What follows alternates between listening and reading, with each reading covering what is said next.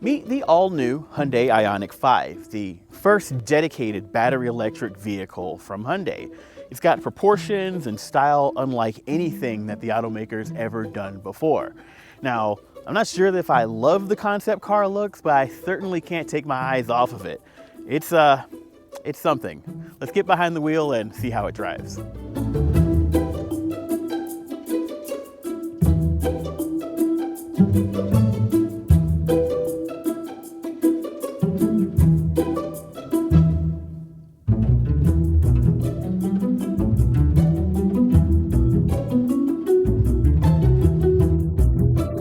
Now, the Ioniq 5 is available in two powertrain configurations.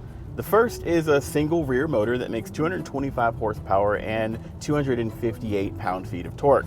And what we're in right now is the dual motor setup that adds a second motor to the front axle for all-wheel drive and bumps us up to 320 horsepower and 446 pound-feet of torque.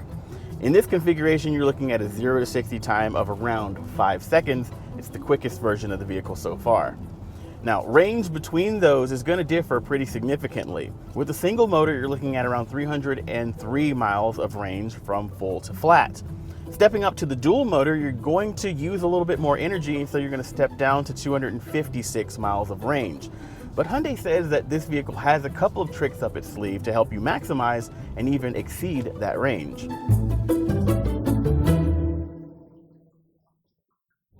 Now, the dual motor has a mechanical clutch on the front axle that allows it to completely disconnect when you're in eco mode. That means because Hyundai does all of their certification in normal mode, they say that the average driver should be able to best or even improve on the EPA's range if you drive around in eco mode and you have a light right foot.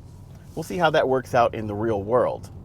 Now, performance is actually pretty good. We've got a couple of different drive modes to choose from. There's Sport, Normal, and Eco, and a Snow mode. And you'll access those via this drive mode selector. It looks like a knob that you twist, but it's actually a button that you'll tap to toggle between the modes. You've also got the selection of different regen modes. You toggle those with these paddle shifters, and you can even step down into what they call an I-pedal mode, where when you lift off of the throttle, the vehicle decelerates all the way down to a stop. That's your 1-foot driving mode. Now, in sport mode, driving around in these wet conditions at pretty conservative speeds, I'm pretty impressed with the dynamics of this vehicle. The throttle pedal feels really good. You've got a lot of torque at your foot, and the steering feels nicely weighted. The handling and suspension and ride quality feel a touch softer than this vehicle's twin, the Kia EV6, which you'll remember I drove for a very short time earlier this year. But overall, I'm very impressed with the dynamics that this vehicle delivers, but I'm also not surprised that I'm impressed. I knew this was going to be good. Now, the interior design is minimalist, bordering on sparse, but if you like a clean slate look, you're probably going to dig this. We've got a very strong horizontal theme on the dashboard. We've got two 12.3-inch screens, one for our digital instrument cluster, another is a touch screen that you use for your main infotainment.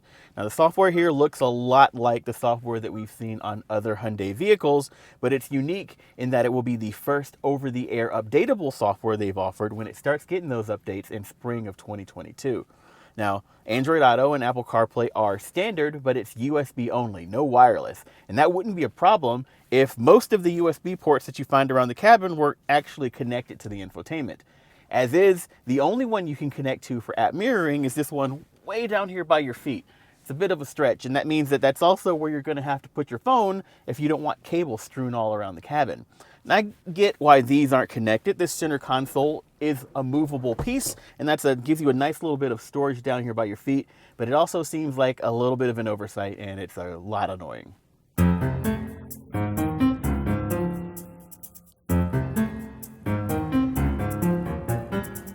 Now, stylistically, I've been back and forth on this car. I liked it, then I was a little repulsed by parts of it, and I've come back around to liking it again. Let's just say it's a good-looking vehicle.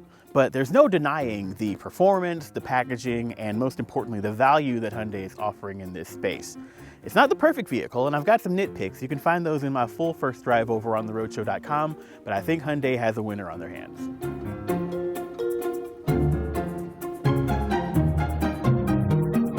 Now, Now, the performance that this vehicle delivers is pretty competitive with the vehicles that it competes with. What I want to know is, what do you think of this wild style?